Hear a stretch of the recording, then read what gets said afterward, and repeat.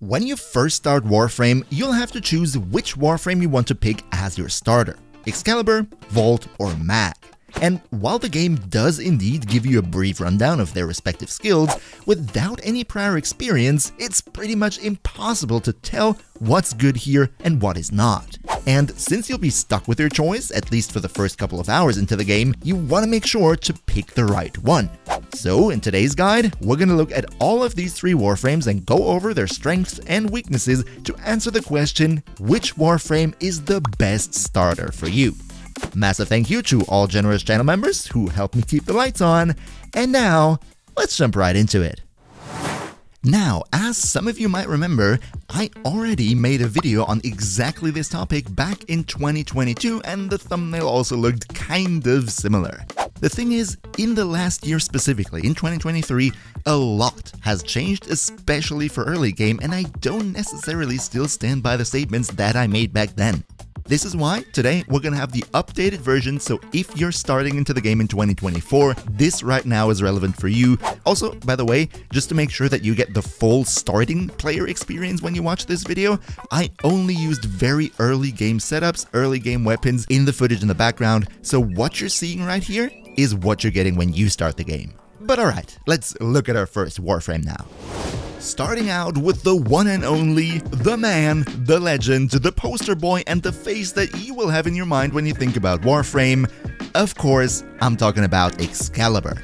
Excalibur has been the most prominent choice among new players in Warframe basically since forever, and I can totally understand why. See, Excalibur has one huge advantage, and that is he is extremely simple and straightforward to use. Basically, while other Warframes are a bit more complicated, they have a lot of synergy between their abilities and you need to think yourself into that a bit, with Excalibur, this goes completely out the window. Excalibur's gameplay is basically press a button and something happens on screen, right? His skills are very easy to understand. His first, you dash forward and deal melee damage to enemies. His 2, you blind nearby enemies so they cannot attack you. His 3, you deal AoE damage to nearby enemies. And his 4, you pull out your energy blade and start hacking away with it, dealing quite decent damage. And what makes the whole thing even simpler is that in practice, his first and his third ability are basically not used all that much. The average Excalibur player, and I say that because this is the way how I play him, just pulls out his energy blade right away, starts hacking, and if the enemies get too annoying later on, you occasionally press your 2 to blind them, and that's basically it. And even though this sounds extremely simple, and believe me, it also is, the damage numbers that you're pulling by just following this simple procedure are quite decent, especially in the early game. So if you personally are not that much into understanding complicated skill synergies and you just want to download Warframe to play a nice, fast-paced third-person action game, right? Maybe if you come from a shooter background as well, then this might be a great choice for you because it doesn't overwhelm you with any RPG skill types of stuff. You can just jump in, hack away, shoot with your gun, and you can have a good time with good damage output. However, even though that sounds super nice, you know, a lot of damage without thinking, it is not all sunshine and rainbows with Excalibur, and there are some more arguments to be made as to why or why not he might be your personal starter choice. So let's also go over that. First of all, and probably the most prominent argument that people make when they say why you should not use Excalibur is that you can unlock him very early in the game already. I mean, in general, no matter which of these three you pick, as you play through the game later, you will always have the ability to unlock the other 2 as well. So it's not a choice for eternity anyway. And the thing is, the point in the story at which you can usually unlock Excalibur is already on Mars, which is the 4th planet. And that's why some people say it's a waste to get him as a starter, better get someone else. And also, as you play through the story further, right, not just after 3 days or so, but more like after 50-ish hours, there will be a certain story quest, and I'm not gonna spoil you, just gonna say that after that quest, you will be rewarded with a cooler version of Excalibur, which you're probably gonna be using from that point onwards, meaning at this point you would probably get rid of your starting Excalibur to make some more inventory space for other Warframes. So with these things in mind, while yes, Excalibur is a very easy to understand and decently damaging starting Warframe, there are definitely these points to be made as to why it might be worth thinking about not jumping in with him right away. But that's your personal preference. Also, before we go on to the next one, there is one quick thing I want to mention about Excalibur that will make him very valuable for some players. See, after finishing every planet, before you can go to the next one, there's a little boss battle, quote-unquote, that you want to get through. It's called a junction, and on that junction, you're going to face an AI-controlled Warframe, or to be precise, a Warframe Spectre. I personally never had that much trouble doing these battles, but I've heard from a lot of players out there and in the comment section that they simply cannot get past those bosses because they are too strong. And especially in this case, Excalibur has one neat little trick up his sleeve, because with every Spectre in the game, without exception, you can just run up to them, press your second skill to blind them, then go behind them and perform a melee finisher on them. So if you're not really that confident in your third-person shooter abilities, then this is definitely the easiest way to cheese those boss fights. Also, I would be super happy if you could spare a like, because it helps the video and the channel out a ton, so big cheers for that. But now, let's go on to number 2. Up next, we have Volt. And the very interesting thing about Volt is that many players say that he is basically the best starter Warframe, and I can totally see why, and this argument can be made. However, a lot of the reasons that I hear as to why he is the best starter are, in my personal opinion, and please don't take this as an offense, but I don't think that they're actually that good of a reason. Let me explain. As I mentioned with Excalibur, you can always get the other Warframes later in the game. However, while most Warframes are farmed in certain mission types or boss battles, with Volt it's very different. And the reason for that is that in order to get Volt, you need to be in a clan. See, Warframe has this fundamental gameplay mechanic where clans have dojos, like the clan headquarters basically, and in those dojos you have certain laboratories that you can build to research the blueprints that you need to create certain Warframes and weapons. And Volt is exactly one of those Warframes. So if you don't take Volt right away and you want to get him later on, it is absolutely necessary that you are in a clan where there is the Volt research available, and then you can just take it. Now, I know this is a point that a lot of players dislike about Warframe, this forcing you into clan business, and I totally agree. I would also like it if this was not the case, but on the other hand, it's also very simple to find a big clan with hundreds of players that just blindly invites everybody just to give them access to all those researches. Simply go into the recruit chat, say, hey, I'm a new player, I'm searching for a clan, and I'm sure you're gonna hear back from someone soon. Now, because of this whole clan business thing, many players say take Volt as a starter because then you have him and you don't need to get into a clan to get him later on. And at first glance, this sounds completely reasonable, right? The problem is just that, besides Volt, there are also other really good Warframes that are locked behind the clan dojo, and not just that, but also dozens of weapons, including some of the best in the game.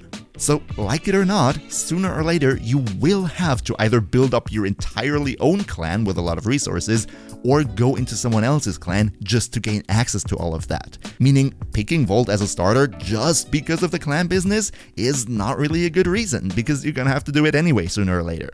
Another point that I hear many players make, and I always wonder why would you tell that to a beginner, is that there is a certain, I don't want to call it late game activity, but it's a mission type that you're not going to start before your 50th hour in the game at least. It's called Eidolon hunting. It's in the open world where you're going to face those super gigantic enemies, and especially if you want to do it as efficiently as possible, there are certain quote-unquote meta team combinations that you want to run, and Volt is traditionally a must pick for those teams. So yeah, Volt is great for Eidolon hunting, but why would you take him as a starter Warframe just because of something that he can do 50 hours in? By that point, you're more than capable of just getting him and constructing him as you need him. No, the only legitimate reason as to why you should pick him as a starter is because you like his kit. So let's talk about that real quick. Volt is the king of versatility. No matter which game mode you're playing, one of his skills will always be applicable to that and help you out. His first shoots out the chain lightning towards enemies, deals a bit of damage, basically insta-killing everything in the very early game, but later on it's not that relevant anymore. His 2 makes you really quickly, which is great for speedrunning missions and also speeding up your melee attacks in case you're into that. His third creates a big energy shield, blocking incoming fire and also buffing up your fire that you shoot back through it, so that's really great for defensive type missions, of which there are quite some in the game, so keep that one in mind. And his fourth is a big electric discharge, which can easily room clear everything, at least in the base game up to enemy level 50-ish or so.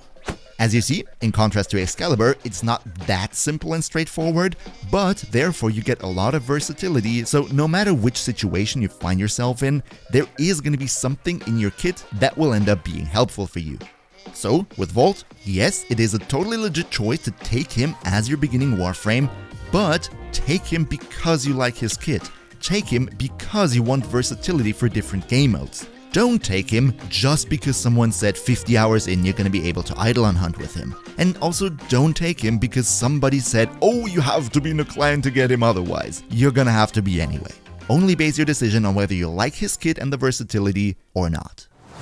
Alright, now last but definitely not least, let's look at Mag, our third Warframe that we can pick. Now, Mag is pretty much the exact opposite of Excalibur.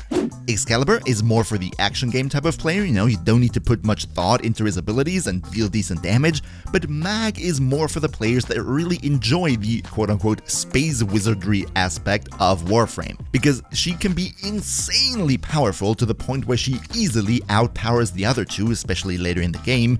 But in order to unleash all that power, you need to use all of her abilities with their synergy in the right way. So you need to put a bit of time into learning how to best play her. Probably a very nice aspect for especially those players that come from an RPG background. Now, one thing that I absolutely need to get out of the way is that back in my 2022 video, I was really not good to Mag. Basically, my point back then was that yes, Mag has the most damage potential from all of these three, but since she needs her skills to unleash that, she is very energy hungry, and in the early game you're just not gonna have the upgrades that you need to give you the energy that she requires. However, with all the changes happening in 2023, this point now does not stand anymore at all. First of all, while Excalibur and Volt both have at least decent armor stats and therefore can take a couple shots, Mag does not have good armor at all, therefore she was always more of a glass cannon type of Warframe. This has changed now in the way that shields have more damage resistance, meaning that now also Mag, with her solely relying on shields, can take more hits and is not that glassy of a cannon anymore. And second, and this is probably the biggest one, we now have an opportunity to get our energy economy up to speed even very early in the game already. Let me explain.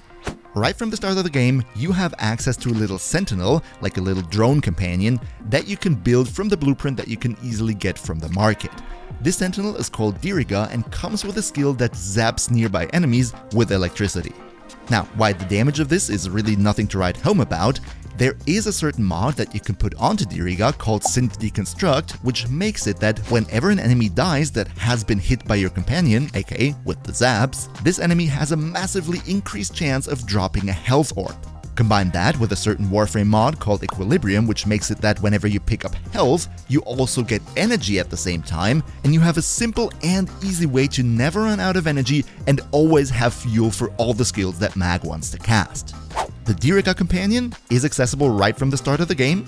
The mod Synth Deconstruct can be farmed on Venus already, which is the second planet, and Equilibrium can easily be farmed on Deimos, which is the fifth planet, so also still pretty early on in the boss fight there, so all the components that you need for this way of energy generation are accessible pretty early on, which makes it that now the biggest downside in the past as to why you wouldn't take Mag early on is now not that big of a deal anymore. But alright, let's finally actually talk about what she can even do. Her first ability pulls in all nearby enemies right in front of her face. This is one of my favorite grouping abilities in the entire game because it's so easy and it's cheap to cast with just the cost of 25 energy. Her second ability creates a magnetized bubble, pulling in nearby enemies, and whenever you shoot into one spot in that bubble, your projectiles are going to be pulled into the middle where all the other enemies are, so you can basically get all the enemies together and deal a lot of damage to all of them at once. especially later on in the game with certain weapons, this is so crazy busted in terms of damage output that it's just absolutely ludicrous. Her 3 is a nice crowd control, it reduces enemies' defenses and also restores your shields, so that's pretty cool. And her 4th is in the early game pretty much a room clear because it deals quite decent damage, and later on, where the enemies are so strong that it doesn't kill them anymore, you use it to reduce their armor, which means that still this skill is very viable later on. So, as you see, the skills are more complex, but the potential of damage output with her is unparalleled. At the end of the day, Mag is a very strong choice. Her downsides have been fixed with updates that came in 2023, but you still have to put some thought into how to play her, learn her, and with Mag, it's not as simple as to just press a button and everything dies. So only pick her if this type of ability synergistic gameplay style sounds really interesting to you and you think that you would like that. But now, knowing all that, what is going to be the best starter for you? Well, the answer is actually pretty simple. With Mag's downsides being fixed now, all of these 3 are definitely legitimate choices as starters. It just comes down to your personal preference. If you want to play Warframe as a third-person action game, maybe with your friends, you don't want to put that much thought into all the mechanics and the upgrades and everything, you just want to jump in and deal good damage, press a button and things die and it looks spectacular, then by all means, with Excalibur you will get the best starting experience out of this.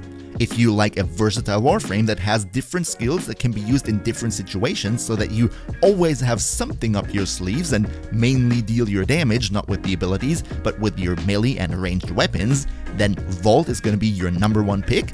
And especially when you come from an RPG background, you like the quote-unquote space wizardry aspects of Warframe, and you love to get into more complicated synergistic abilities that have an insane damage potential if used right, then Mag is gonna be your top girl. Also, if you watched this video because you're new to Warframe or you're thinking about getting into the game, then you also might want to think about leaving the channel a sub, because we already have a lot of helpful guides on the game, but there are certainly more to come in 2024, so don't miss out on that. Now, depending on which type of player you are and where your personal preferences lie, you now know which frame will be the best starter for you personally. However, if you feel like none of these 3 really tickle your fancy, then absolutely no problem. Right here, I made a list with the best early game Warframes that can be unlocked relatively soon after the game start, and I'm sure one of them will be the right fit for you. Another massive thank you to Niels V, Demon Lord Zell, Demon Emperor, Emperor Prime, Blind Waffle, Nos Linux Gaming, Lycons Shepherd, Turtlepeer, JPT Kochman, Shadow Soul, and all other generous channel members for your continuous support. We see each other, hopefully in the next one, and until then, as always, good loot.